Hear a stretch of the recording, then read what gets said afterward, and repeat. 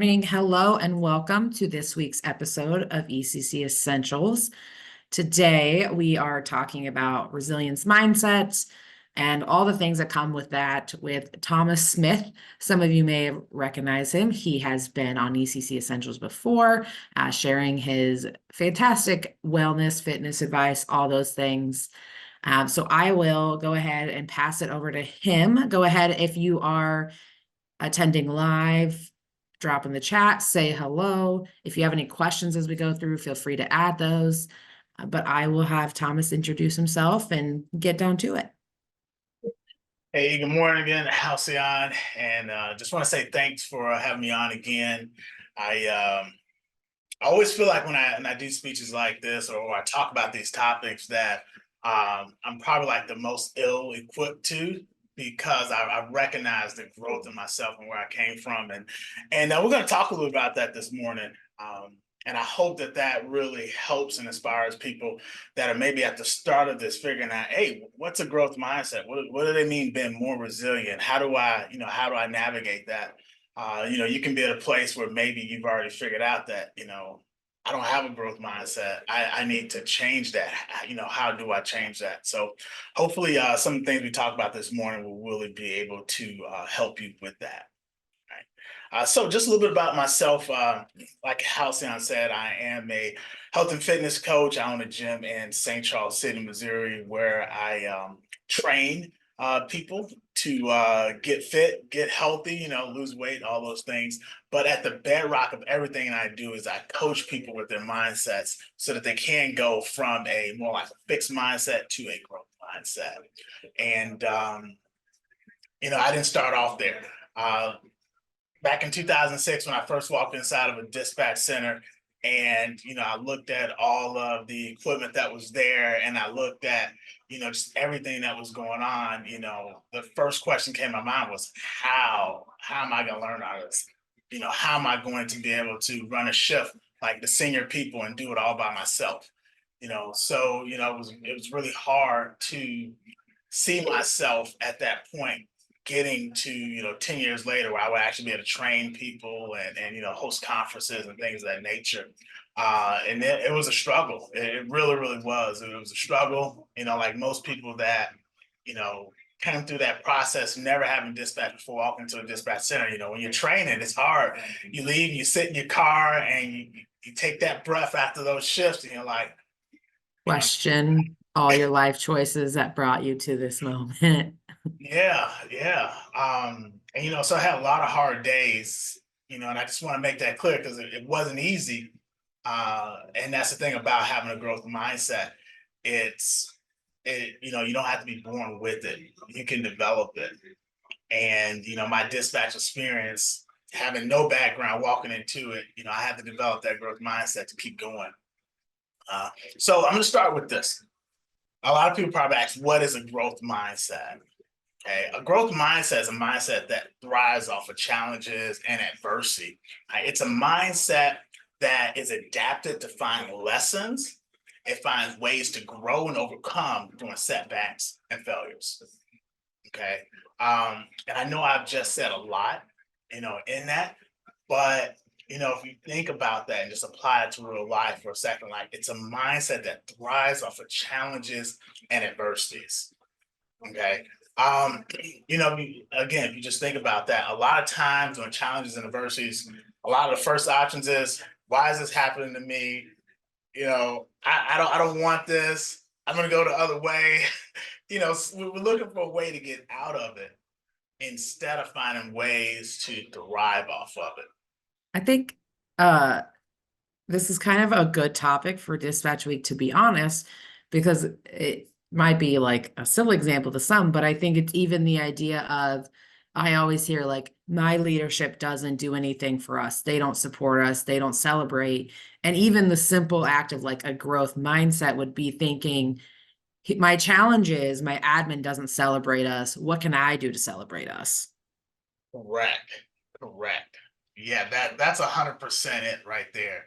And you're getting a little bit ahead, but you're getting it. I mean, you're getting it. That's 100% it right there.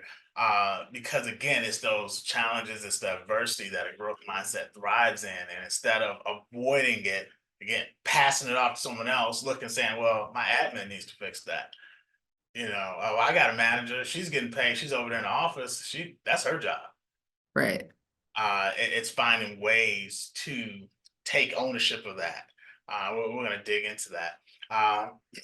And that's the thing about a growth mindset, or a mindset that really thrives on the challenges and adversity, is that one, the first thing is you got to get out of the blame game. When it comes to a growth mindset, there's no blame. Okay. Now I'm gonna spend a few seconds on that, because I know a lot of times people are like, well, if somebody did something wrong, then they should be responsible for that. They should face whatever, punishment or whatever repercussions. True. However, probably 80% of the time, a lot of times, we're not really dealing with situations like that. We're dealing with situations where we need to figure out, what do we need to do the next time so this doesn't happen. That's it, right?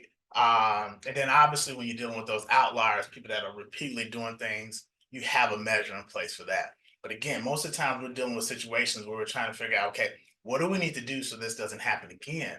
And the best way to do that is to get out of the blame game, right? So you can't blame yourself. You can't walk around, oh my God, I'm a horrible dispatcher. I'm never gonna get this. I made so many mistakes yesterday. I'm surprised they even keep letting me come back. You have to get out of that game. And then you can't blame, whether you're a trainer, can't blame the CTO, you can't blame manager. They need better training materials. They need a better center. The AC isn't this, the air quality isn't this, the CAD is slow, the computer, you have to get out of the blame game, and you have to take responsibility just for your actions. And Which that's it. is which is the biggest lesson of Denise's case, right? Like the dispatchers said the call taker's not doing what they need to do. Like they should be doing that. Someone should be holding them accountable. So I'm not doing this because they don't do that. And then we see what comes out of that. And Yeah, that really is, again, what it boils down to is that mindset of like, what's my role in it? exactly. Exactly. So the thing about the blame game is, it's the most disempowering game there is. It's the most disempowering game there is. And if you just were to sit back, and you can probably have a situation that's happening in your center, maybe at home somewhere, where you can think about it. The times when problems weren't being fixed, it's because more people was blaming than actually taking responsibility for their actions and saying, okay, what do I need to change, and what can I change so this Right. doesn't have to happen again? No, it's so true. Because we do that. We sit and we go, well, they didn't do this, or again, my trainer, my whoever. And it doesn't, I think like a misconception too is they're not like they can exist together. Like if I'm a trainee and I feel like my trainer's not doing a good job, I can like think, and it can be true that my trainer needs more training for themselves, Right. but it also can be true that I'm not doing what I'm supposed to do. Correct. It just because they need more training doesn't mean that I must be perfect then. Like I can still come short, fall short, and they can still fall short in two different ways. Exactly. Exactly. And that's a good point to point out.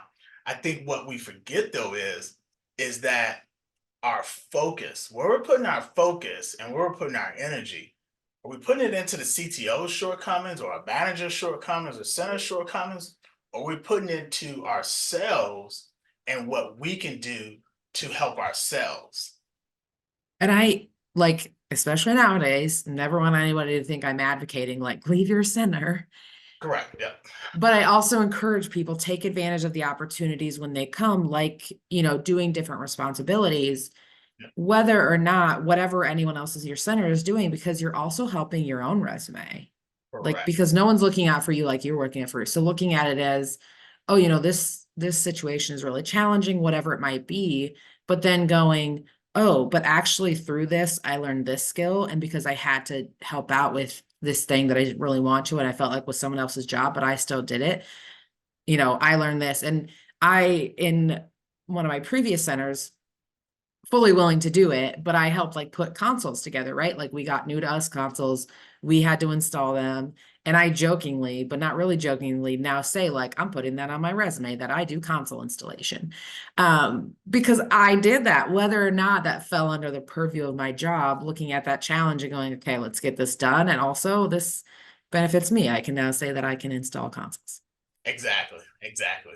And that's the thing about a growth mindset is that it's focused on growth.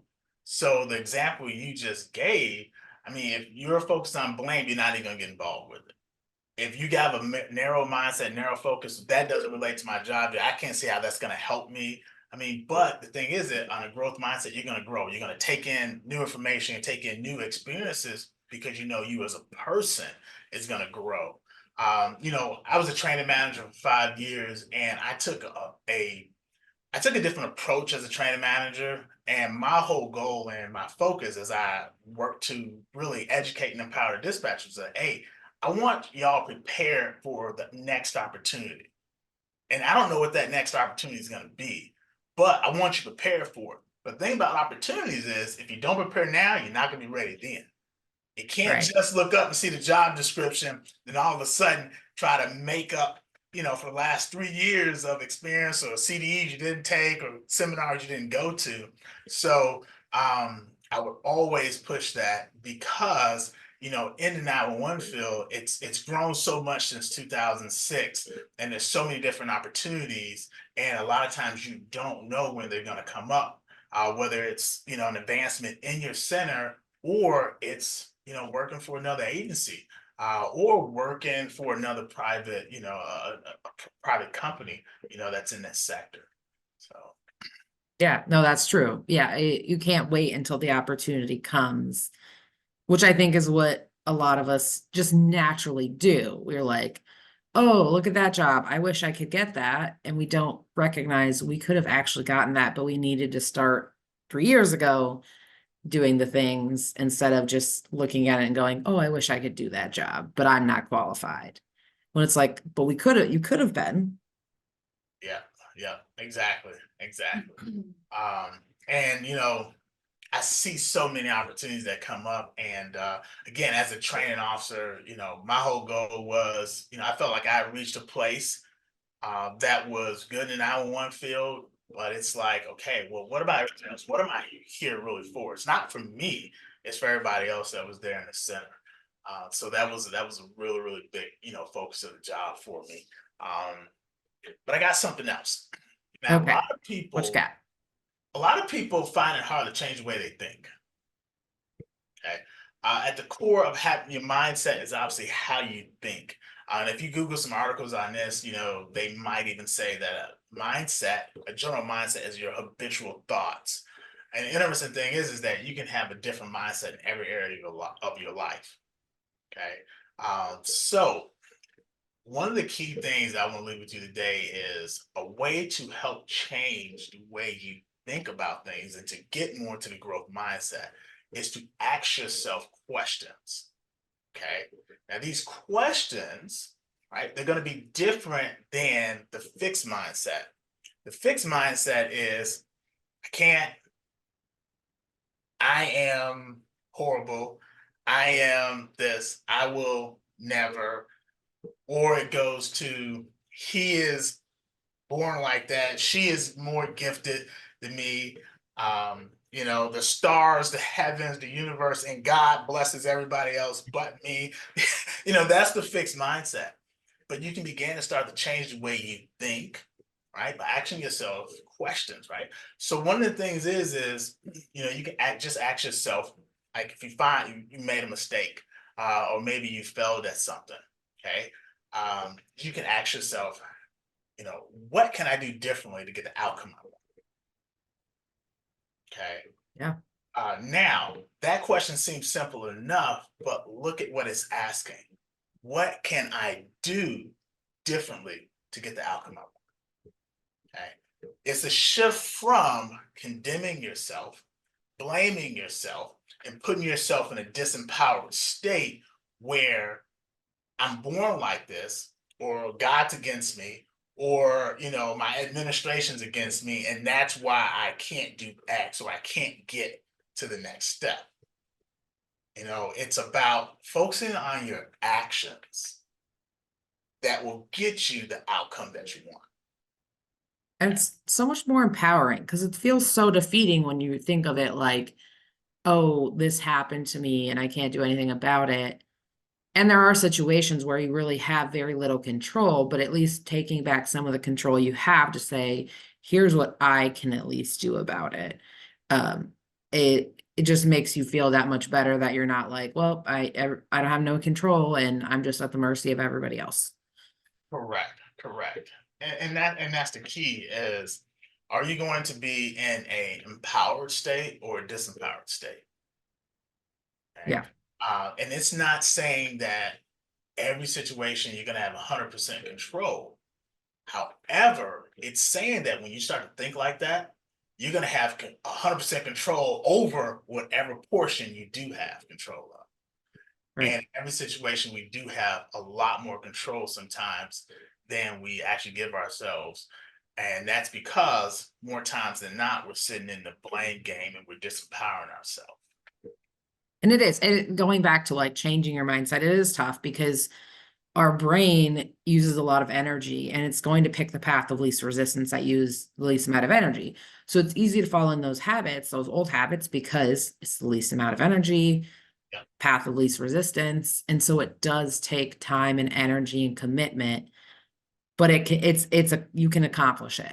It doesn't mean it won't happen. right. Because it's the same as all of us who have done the January 1st. I'm gonna lose weight. I'm getting in shape. And by January 9th, we're like, you know what?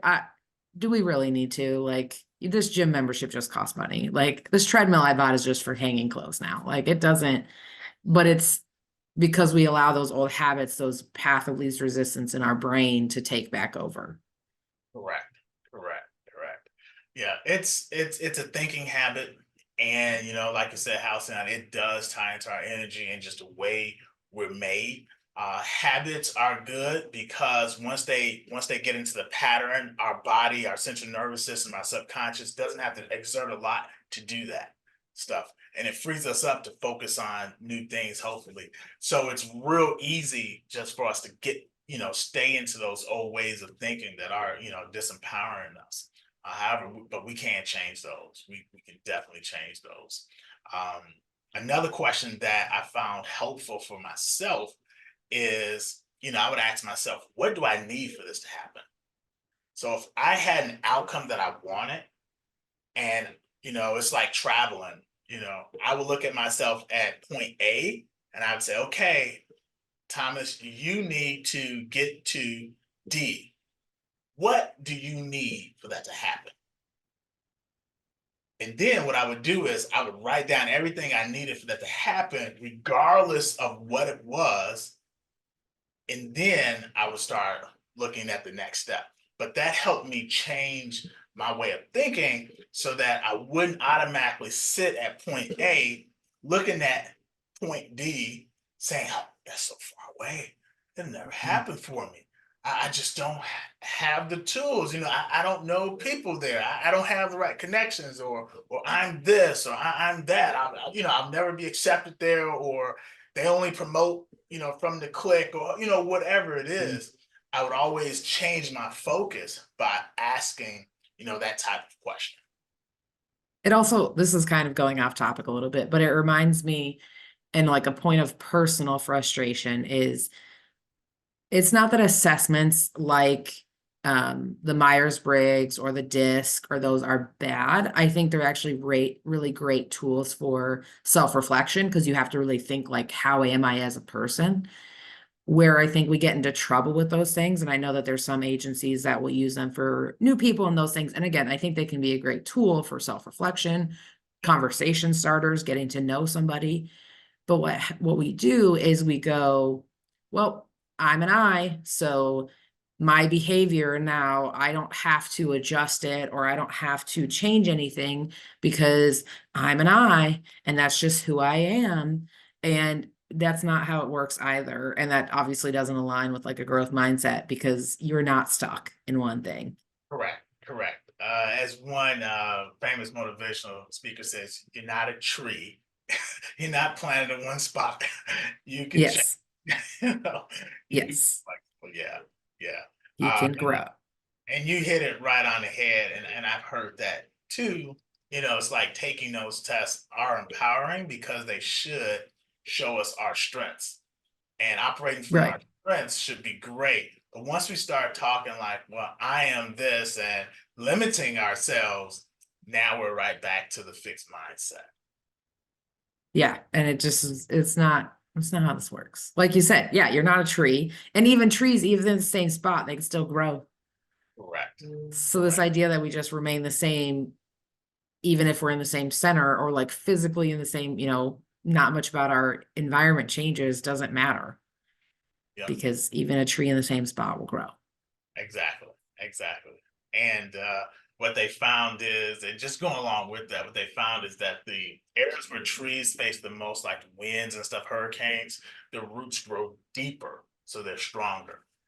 So, I always found that just interesting how how nature shows us how we can be more resilient.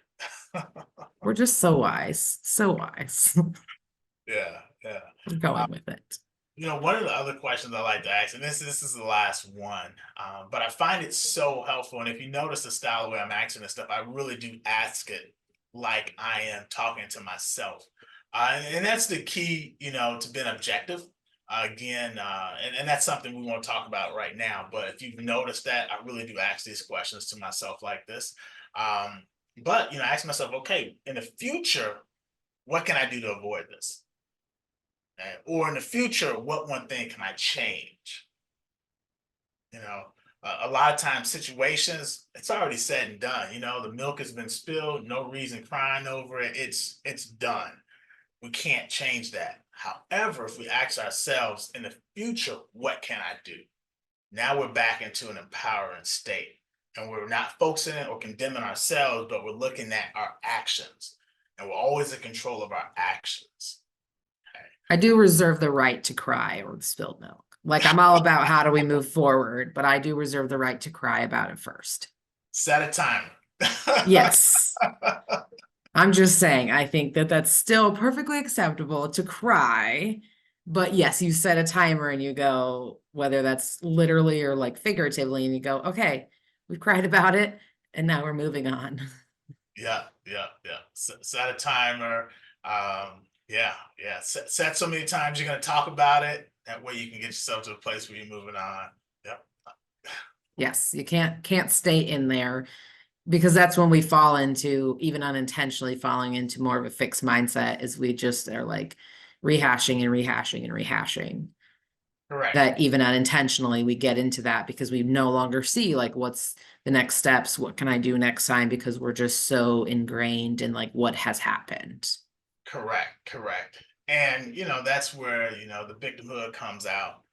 And it's unfortunate because in a lot of places, being a victim, you can almost seemingly get more attention or Right.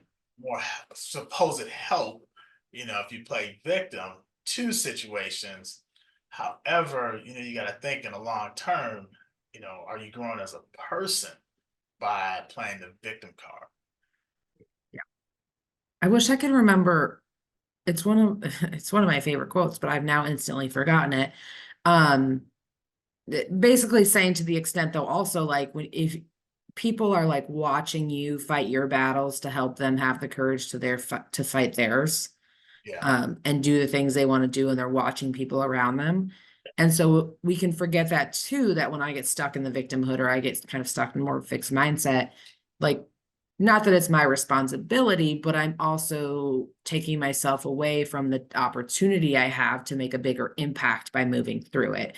And it's why we love like tragedies where people come out the other side and do great things like the foundation, Kyle Plush, all those things, because we think, okay, if they can go through something that horrific and come out the other side, I can, do this maybe simple thing that's still kind of scary to us yep, and come out the other side. yep, yep. Exactly. You hit a big note, and that's huge. I mean, if you think about any person that you look up to, 9 times out of 10, especially with the heroes, they all had to face that day or that moment, whether it's in a movie, in a book, they faced something so huge where it looked like they weren't going to make it, but they did. And that's what, Every sports movie. yeah, that's what gravitates us. Part of what gravitates us to our heroes is that they overcame. And if we look at that, yeah, I mean, we can draw off of that. We have people, you know, in our lives, whether we work with them or personally, that, you know, when we learn their stories, that we find out, okay, wow, they overcame that. And then we can use that, like Halcyon was saying, to empower ourselves. Yeah, it's so very true. As we kind of wrap up, we have a few minutes left. Again, if you're watching live, feel free to, if you have a question for Thomas, throw it in the chat. Any kind of other lasting any thoughts you want to impart in the last couple minutes?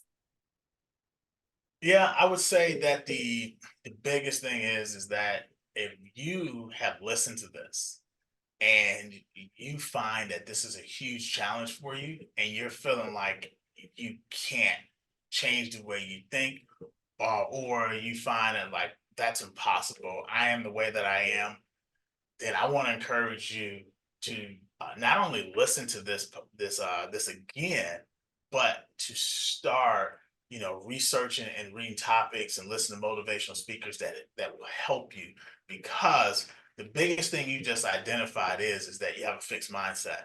And the thing about our mindset is that at any given moment we're using that mindset to make decisions, right? So if you're making a decision saying that you can't, it's most likely coming from that limited, that fixed mindset. And so I just want to encourage you that that's that lens that's telling you really can't. And I want to let you know you really, really can. You can do this. So true. You can. So this 30 minutes always goes so quickly. But as we wrap up, thank you, Thomas, for joining us again. Even knowing what it was like, you still chose to, you know, overcome the challenge and join us again. And for those of you watching live, you may know that we had announced that there might be some prizes involved for attending live with Dispatch Week. So thank you for attending, but also we will be drawing for a prize for those who are here, and we will put that on our Facebook later today, but also send an email to the winner as well. So stay tuned for that. And with that, that's all we have for this episode. Thank you again for those attending live, those watching the replay. We will be back in a couple weeks with another episode. We have many things coming up at the foundation, so be sure to subscribe to our newsletter and social media to stay in the know with all of those things, including early bird registration for the Be the Difference Conference 2025 is open now. Highly encourage you to grab a seat because we will be capping that at 500 attendees and got a good amount already. So do not wait to do that. But with that, I will let you guys get back to your day. Thank you again for joining us and have a fantastic rest of your dispatch week. And thanks again to Thomas.